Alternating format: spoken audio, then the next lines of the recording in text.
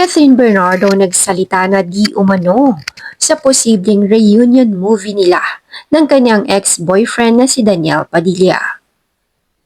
Usap-usapan ngayon sa social media ang lumulutang na espekulasyon tungkol sa posibleng muling magsama sa isang pelikula sina Catherine Bernardo at Daniel Padilla. Dahil dito, sari-saring mga reaksyon ang bumaha mula sa kanilang mga tagahanga at maging sa mga netizens.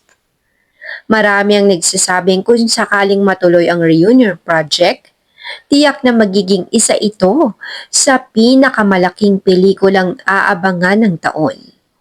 Ngunit, hanggang sa kasalukuyan ay wala pang opisyal na kumpirmasyon mula sa magkabilang kampo o sa anumang production company tungkol sa naturang balita.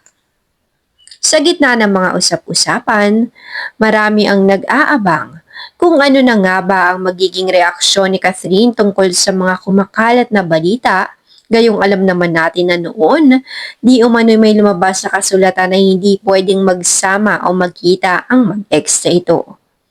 Ayon sa ilang netizens, kilala si Catherine bilang isang profesional na artista na laging inuuna ang kanyang trabaho.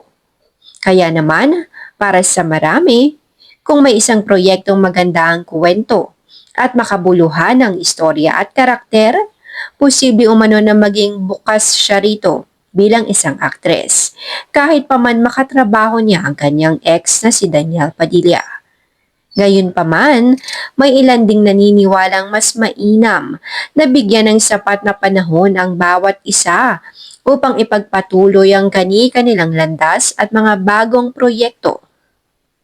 Sa kabilang banda, marami pa rin naman ang umaasa na sana balang araw ay muling magkasama ang dalawa para sa isang reunion movie o reunion project. Sa ngayon, pareho silang abala sa kani-kanilang mga serye.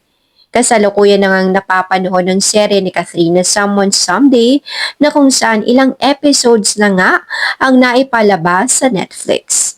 Samantalang si Daniel Padilla naman ay patuloy pa rin sa kanilang shooting para naman sa serye at part 2 ng Incognito na kung saan marami na rin naman ang nag-aabang rito.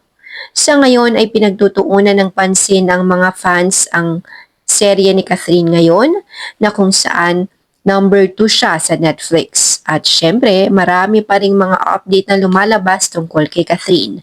At marami pang ang mga update pa na lalabas na kung saan bali-balitang may bago itong business at muli itong gagawa ng proyekto pag natapos na ang kanilang serye sa November.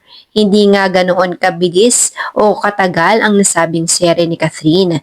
Kaya naman, ilang buwan lamang ito mapapanood sa Netflix at sa national TV.